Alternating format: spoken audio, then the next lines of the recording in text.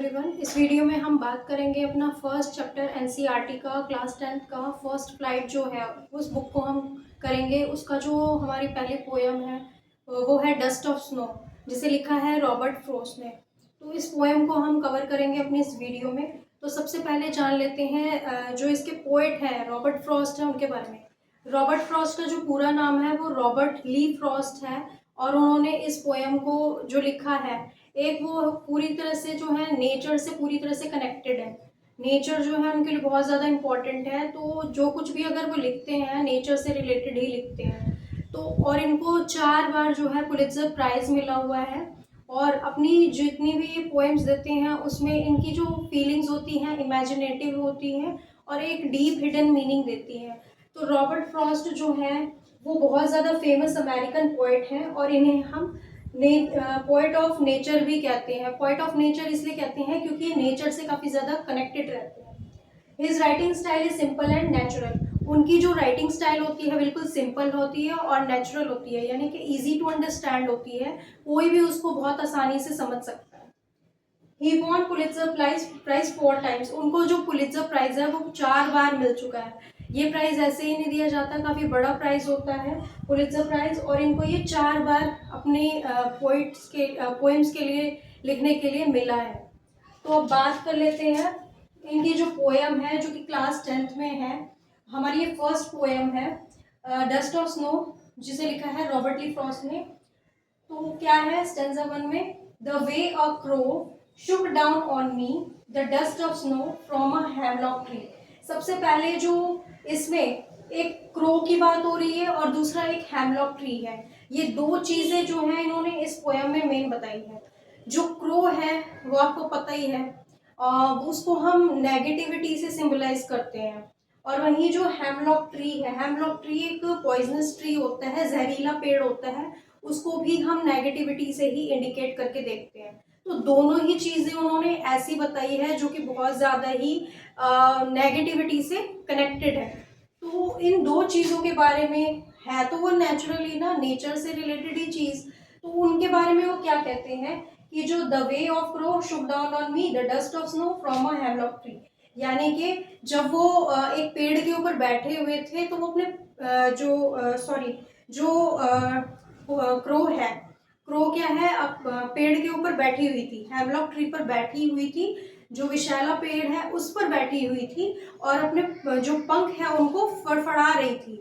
तो तभी क्या होता है, जो पोएट है वो बिल्कुल ही उसके नीचे खड़े थे, अपना जो पेड़ है उसके नीचे जब वो खड़े थे तो उनको लगता है कि मेरा तो दिन ही मनहूस हो गया है, पेड़ भी ऐसा ही और क्रो भी मैंने देख ली। तो क्या कहते हैं कि अरे दोनों ही चीज़ें मैंने ऐसे ही देख ली। तो एकदम से क्या है, जो पेड़ के ऊपर स्नो होती है तो वो क्रो उस स्नो को उनके ऊपर डाल देती है। डस्ट ऑफ स्नो का मतलब यहाँ स्नो पार्टिकल्स होते हैं जो पेड़ से उनकी तरफ नीचे गिर जाते हैं। स्नो बर्फ होती है जो उनके ऊपर गिर जाती है और हेमलॉक ट्री जहरीला पेड़ होता है।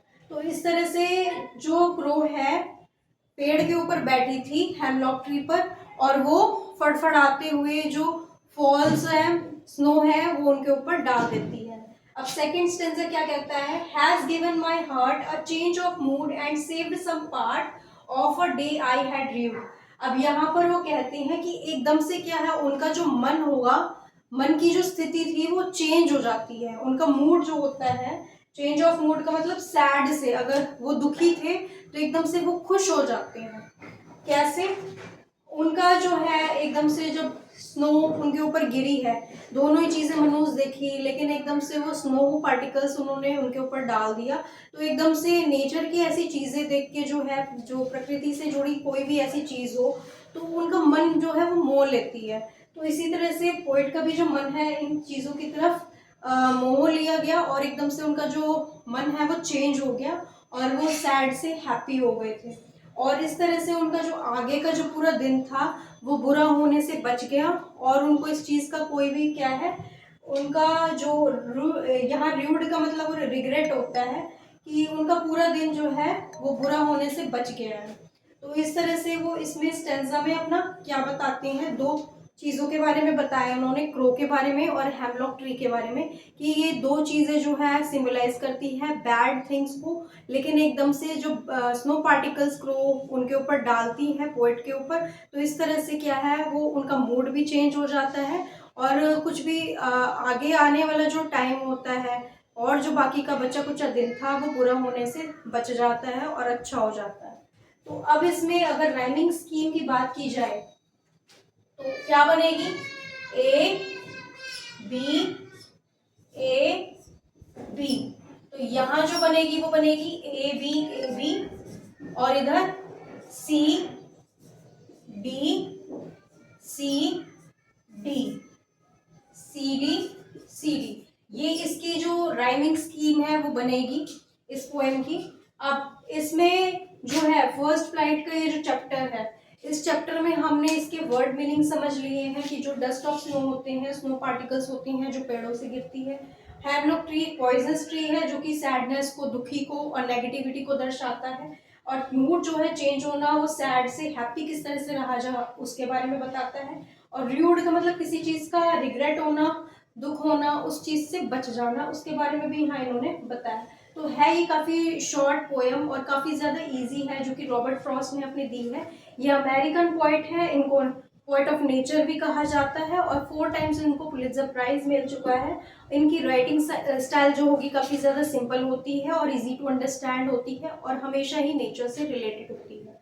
सो इस वीडियो में इतना ही, मिलती हूँ मैं नेक्स्ट वीडियो में। Thank you for watching.